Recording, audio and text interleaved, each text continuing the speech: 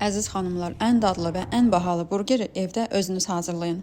Çox təəssüflər olsun ki, indi elə bir vaxta, zamana gəlib çıxmışıq ki, uşaqlar restoranlarda satılan fast food yeməklərinə daha çox üstünlük verirlər, çox sevirlər bu yeməkləri. Amma bilirsiniz ki, mütəmadi olaraq bu yeməklərdən istifadə etmək orqanizm üçün çox zərərlidir. Çünki əksəriyyəti mayonez və ketçupla yeyildiyinə görə, onlar da bilirsiniz ki, tərkibləri başdan ayağa kimyasaldır. İndi isə bu burgerin bütün inqridiyentlərini özüm hazırlayıram ev şəraitində və sizinlə də paylaşıram. Burgerin çörəyi üçün lazım olan ərzaqlardan istifadə etdim, xəmir yoğurdum. Bütün ərzaqlar açıqlamada qeyd olunacaq. Xəmiri gəlməyə göndərib mayonezi hazırlayıram. Mayonezində bütün ərzaqların əlavə etdikdən sonra biraz qazın qırağında ilıq olması üçün gözlədirəm. Bu mütləqdir. Mayonez də hazır oldu, keçirəm ketçupa. Balaca bir tava götürüb tomat və biber pastasından bir xörək qaşığı əlavə etdim. Limon suyu, qara şəkər, sarımsaq, biraz da su əlavə edib biraz qaynadıram və salam ketçup da hazırdır. Bu arada xəmirimiz də əla gəlib. Xəmiri mütləq yenidən havasını çıxardıb biraz da yoğurmaq lazımdır. Xəmiri yoğurduqdan sonra 9 bərabər kündəyə böldüm.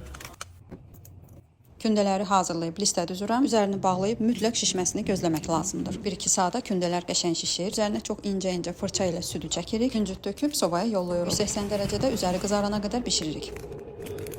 İndi isə keçək burgerin ətinə. Üzərinə duzun, istiotun, paprikasın, acı bibərini vurub yaxşı qarışdırırıq və təxmini 1-2 dəqiqə yoğurun. Mən burger üçün xüsusi qab almışam, amma əgər sizdə bu qabdan yoxdursa, plastik banka qapağından da bu şəkildə istifadə edə bilərsiniz. Belə salafan kloklarla hazırlamaq çox rahat olur. Tavanı yaxşı isidib biraz zeytun yağı tökdüm. Amma tökməsəm də olardı, çünki ət yağlı idi. Onu da qeyd edim ki, burgerin əti nə qədər yağlı olsa, o qədər dadlı olacaq. Soğanları da elə halqa şəkildə həmən tavada qovururam. İndi isə burger çörəklərimizi 2-yə bölürük. Çox qəşəng, yumşaq pambıq kimi alınıb. İç tərəflərini həmən tavada ətin yağında qızardırıq. Əti isə çevirdikdən sonra üzərinə dilim pendir qoyuram. İndi isə keçirik burgerin yığılmasına. Çörəyin bir üzünə ketçup, bir üzünə mayonez çəkirik. Kahı, duzluq xiyar, qızarmış soğanlarımızı əlavə edirik. Əti qoyuruq, bəhbəh pendir də üzərində artıq əriyib və çörəyini də qoyuruq və salam. Ləzzətli, doyumlu, evdə hazırlanan burgerlə heç bir restoran burgeri yanaşı dura bilməz. Bəs siz hansına üstünlük verənlərdənsiniz? Restoranda yoxsa evdə hazırlanan?